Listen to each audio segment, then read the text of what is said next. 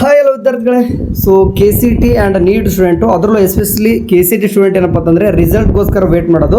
So ಯಾಕಂದರೆ ಈಗ ಎಲ್ಲನೂ ಕೂಡ ಕಂಪ್ಲೀಟ್ ಆಗಿದೆ. ಸೊ ವಿತ್ ಏನಪ್ಪ ಅಂತಂದರೆ ಹಿರಿಯೂರು ಸೆಂಟ್ರಲ್ನಲ್ಲಿ ಅಗ್ರಿಕಲ್ಚರ್ ಪ್ರಾಕ್ಟಿಕಲ್ ಏನು ನಡೀತಿತ್ತು ಅದನ್ನು ಕೂಡ ಕಂಪ್ಲೀಟ್ ಆಗಿದೆ. ಸೊ ಹಂಗಾಗಿ ಅವರ ಒಂದು ಡಾಟಾನ ಇವತ್ತು ಏನಿದೆ ಅಂತಾರೆ, ಇವತ್ತೊಳಗೆ ಗೊತ್ತಿರುವಾಗಿ June 2. ಓಕೆ, ನಿನ್ನೆ ಏನಾಗಿದೆ June 1. ನಿಮ್ಗೆ ಗೊತ್ತಿರಬೇಕು, June 1 ಎಕ್ಸಾಮ್ ಮುಗಿದಾದ ನಂತರ ಕೆಲವೊಂದಿಷ್ಟು ಸ್ಟೂಡೆಂಟು ಪೇರೆಂಟ್ಸ್ ಸೇರಿಬಿಟ್ಟು ಸ್ವಲ್ಪ ಟಫ್ನೆಸ್ ಇದೆ. ಓಕೆ, ಹೋದ ಸತಿ ಎಕ್ಸಾಮ್ಗಿಂತಲೂ ಈ ಸರ್ತಿ ಹಿರಿಯೂರು ಸೆಂಟ್ರಲ್ಲಿ ಭಾಳ ಟಫ್. ಹೋದ ಸತಿ ಆ್ಯಕ್ಚುಲಿ ಟಫ್ ನಡೀತಿತ್ತು ಗೊತ್ತಿಲ್ಲ.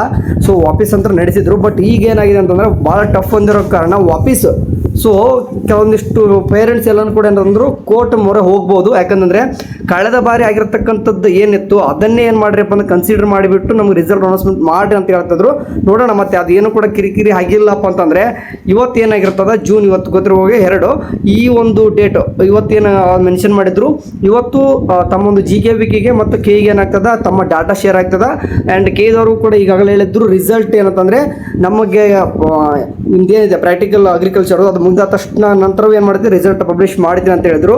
ಸೊ ಇವತ್ತೇನಾದರೂ ಇನ್ ಕೇಸ್ ಅಂದರೆ ನಮ್ಗೆ KEದವ್ರಿಗೆ ಏನಾದರೂ ಇನ್ ಕೇಸ್ ಎಲ್ಲನೂ ಡಾಟಾ ಬಂದಿದ್ದರೆ ಸೊ ಒನ್ ಟೈಮ್ ಏನು ಮಾಡ್ತಾರೆ ಅಂತಂದರೆ ಎಲ್ಲನೂ ಕೂಡ ಡಾಟಾ ಪರಿಶೀಲನೆ ಮಾಡಿಕೊಂಡು ಆ್ಯಂಡ್ ಇವರು ಕೂಡ ರಿಸಲ್ಟ್ ಶೀಟು ಕೂಡ ಒಂದು ಪಿನ್ ಪ್ರೊಸೆಸ್ ಅಂತ ಕರಿತೀವಿ. ನಿಮ್ಗಳಿಗೆ ಗೊತ್ತಿರುವಾಗೆ ಚೆಕ್ ಮಾಡೋದು ಯಾವ ರೀತಿ ನೋಡಿ, ಅಪ್ಲಿಕೇಶನ್ ನಂಬರು ಮತ್ತು ನಿಮ್ಮ ನೇಮ್ ಹಾಕಿ ಸಬ್ಮಿಟ್ ಕೊಟ್ಟ ತಕ್ಷಣ ಒಂದು ರಿಸಲ್ಟ್ ಶೀಟ್ ಶೋ ಆಗುತ್ತಲ್ವ, ಅದನ್ನು ಪಿನ್ ಮಾಡೋ ಪ್ರೊಸೆಸ್ ಅಂತ ಕರಿತೀವಿ ನಾವು. ಅದಕ್ಕೆ ಸ್ವಲ್ಪ ಮಾಡಲಿಕ್ಕೆ ಸ್ವಲ್ಪ ಟೈಮ್ ತೊಗೋಬೋದು. ಅಂದರೆ ಇವತ್ತು ಸಾಯಂಕಾಲ ಎಲ್ಲನೂ ಕೂಡ ಡಾಟಾ ಬಂದಿದ್ರೆ ಸಾಯಂಕಾಲನೇ ಬರ್ಬೋದು. ಇಲ್ಲ ಅಂತಂದರೆ 3 ಅಥವಾ 4, ನಾನು ಯಾವಾಗಲೂ ಕೂಡ ಪ್ರತಿ ಟೈಮ್ ಕೂಡ ಹೇಳ್ತಿದ್ದೆ 2, 3, 4 ಈ ಡೇಟ್ಗೆ ಬರುತ್ತೆ ಅನ್ನೋದು. ಇವತ್ತಿನ ಕೇಸ್ ಬರದೇ ಹೋದ್ರು ಕೂಡ ನಾಳೆ ಇಲ್ಲ ನಾಡಿದ್ದು ಖಂಡಿತ ನಿಮ್ಮದು KCT ರಿಸಲ್ಟ್ ಬರ್ತದೆ. ಓಕೆ, ಸೊ ಇದಾದ್ರೆ ಗೊತ್ತಾಯಿತು ರಿಸಲ್ಟ್ ಡೇಟ್ ಬಗ್ಗೆ. ಆ್ಯಂಡ್ ನೆಕ್ಸ್ಟ್ ಬಂದುಬಿಟ್ಟು ನೀವು ಯಾವ ರೀತಿ ಚೆಕ್ ಮಾಡ್ಕೊಳ್ಳೋದು ಅಂತಂದರೆ ಸಿಂಪಲ್ಲು. ಈಗೇನು ಈಗ ಕಾಣಿಸ್ತಿದೆ ಇದು ಆ್ಯಕ್ಚುಲಿ ಹೋದ ವರ್ಷದ ಪೇಜ್ ಆಯಿತಾ. 2025 ಎಕ್ಸಾಮ್ ಸೀಟ್ ರಿಸಲ್ಟ್ ಏನು ಶೀಟ್ ಇದೆ. ಇದೇ ರೀತಿ ನಿಮಗೆ 2026 ಬರ್ತದೆ. ನೀವು ಮೊದಲೇ ಮಾಡಬೇಕು ಅಪ್ಲಿಕೇಶನ್ ನಂಬರ್. ಓಕೆ, ನಿಮಗೆ ಒಂದು CET ಅಪ್ಲಿಕೇಶನ್ ನಂಬರ್ ಅಪ್ಲಿಕೇಶನ್ ಫಾರ್ಮಲ್ಲಿ ನಿಮಗೆ ಸಿಗ್ತದೆ. ಆ ಒಂದು ಅಪ್ಲಿಕೇಶನ್ ನಂಬರ್ ಎಂಟ್ರಿ ಮಾಡ್ಕೊಂಡ ತಕ್ಷಣ ನೆಕ್ಸ್ಟ್ ನೋಡಿರಿ enter the first 4 character of your name. ನೋಡಿ, ಫಾರ್ ಎಕ್ಸಾಂಪಲ್ ಕೂಡ ಕೊಟ್ಟವ್ರೆ, ಇಲ್ಲಿ ಕಾಣಿಸ್ತಿದೆ CS ಲಹಾರಿ ಅಂತ ಇತ್ತಂತಂದರೆ ಮೊದಲಿಗೆ ಕ್ಯಾರೆಕ್ಟರ್ ಯಾವಿದೆ, C ಇದೆ, S ಇದೆ, L ಇದೆ, A ಇದೆ. ಅಂದರೆ CS LA 4 ನಂಬರ್ ಎಂಟ್ರಿ ಮಾಡೋದು. ಅದೇ ರೀತಿ ಫಾರ್ ಎಕ್ಸಾಂಪಲ್ ಕಾಮನ್ ಆಗಿರ್ತಕ್ಕಂಥ ನೇಮ್ ತೊಗೊಳ್ತೀನಿ. ಲೈಕ್ ಎಕ್ಸಾಂಪಲ್ ಯಾರದಪ್ಪ ಅಂದ್ರೆ ಸುರೇಶ್ ಅಂತ ಹೇಳಿದಾರೆ ಅಂತ ಅನ್ಕೊಳ್ಳಿ. ಓಕೆ, ಸುರೇಶ್ ಇದೆ ಅಂತಾರೆ ಅಂದರೆ SURE ಇವು 4 ಲೆಟ್ರ್ ಎಂಟ್ರಿ ಮಾಡಬೇಕು. ಅದಾದ ತಕ್ಷಣ ಸಬ್ಮಿಟ್ ಕೊಟ್ಬಿಟ್ರೆ ನಿಮ್ಮ KCT 2026 ರಿಸಲ್ಟ್ ಏನಾಗ್ತದೆ ಶೋ ಆಗ್ತದೆ. ಓಕೆ, ಸಿಂಪಲ್ ಇಷ್ಟೇ. ಚೆಕ್ಔಟ್ ಮಾಡ್ಕೊಳ್ಳೋದು ಏನು ದೊಡ್ಡ ಏನು ಕೊಟ್ಟಿಲ್ಲ. ಮೇನ್ ಆಗಿ ನಿಮ್ಮ ಅಪ್ಲಿಕೇಶನ್ ನಂಬರ್ ಅಷ್ಟೇ ಹಾಕೋದು ಮೇನ್ ಇಂಪಾರ್ಟೆಂಟ್ ಅಷ್ಟೇ. ಆ್ಯಂಡ್ ನೇಮ್ ಕೂಡ ಕರೆಕ್ಟ್ ಹಾಕಲೇಬೇಕು. ಇಲ್ಲಾಂತಂದರೆ ಅವ್ರು ತೊಗೊಳಂಗಿಲ್ಲ, ಅದನ್ನು ಕೂಡ ನೋಡಿದ್ದೀನಿ ನಾವು ಸರ್ತೀನಿ ಕೂಡ. ಓಕೆ, ನೆಕ್ಸ್ಟ್ ಅದಾದ ತಕ್ಷಣ ಸಬ್ಮಿಟ್ ಕೊಟ್ಬಿಟ್ರೆ ರಿಸಲ್ಟ್ ಶೀಟ್ ಶೋ ಆಗ್ತದೆ. ನಿಮ್ಗೆ ಗೊತ್ತಿರಬೇಕು ಯಾವ ರೀತಿ ರಿಸಲ್ಟ್ ಅನೌನ್ಸ್ಮೆಂಟ್ ಮಾಡ್ತಾರೆ. ಫಾರ್ ಎಕ್ಸಾಂಪಲ್ PCM ಇಟ್ಕೊಂಡು ಇಂಜಿನಿಯರಿಂಗ್ ಅನೌನ್ಸ್ಮೆಂಟ್ ಮಾಡಿದರೆ ಅದೇ ರೀತಿ ಕೆಲವೊಂದಿಷ್ಟು ಹುಡುಗರು ಬರ್ತಾರೆ ಅಲೈಡಲ್ ಸೈನ್ಸ್ ಸ್ಟೂಡೆಂಟ್ಗೆ. ಮತ್ತು ಹಂಗೆ ಅಲೈಡಲ್ ಸೈನ್ಸ್ ಸ್ಟೂಡೆಂಟ್ಗೆ ನಿಮಗೆ ಕಂಪ್ಲೀಟಾಗಿ ಸೆಕೆಂಡ್ PC ಮಾರ್ಕ್ಸ್ ಏನಿದಾವೆ ಅದ್ರ ಮೇಲೆ ರ್ಯಾಂಕ್ ಅನೌನ್ಸ್ಮೆಂಟ್ ಆಗಿರ್ತದೆ. ಅದೇ ರೀತಿ BS ನರ್ಸಿಂಗ್ ತೊಗೊಳ್ಳಿ, BS ನರ್ಸಿಂಗ್ ನಿಮ್ದು ಯಾವುದೇ ರೀತಿ ಬೋರ್ಡ್ ಕನ್ಸಿಡರ್ ಮಾಡಲ್ಲ.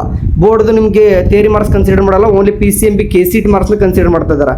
ಓಕೆ, ಸೊ ಇದೇ ರೀತಿ ಎಲ್ಲನೂ ಕೂಡ ಕೋರ್ಸ್ ಏನಾಗ್ತದೆ ಅಂತಂದರೆ ನೀವು ಅದಿರ್ತಕ್ಕಂಥ KCT ಆ್ಯಂಡ್ ಬೋರ್ಡ್ ಎರಡೂ ಕೂಡ ಕನ್ಸಿಡರ್ ಮಾಡ್ಕೊಂಡು ಏನಾಗ್ತದೆ KCT ರಿಸಲ್ಟ್ ರ್ಯಾಂಕ್ ಅನೌನ್ಸ್ಮೆಂಟ್ ಆಗಿರ್ತದೆ.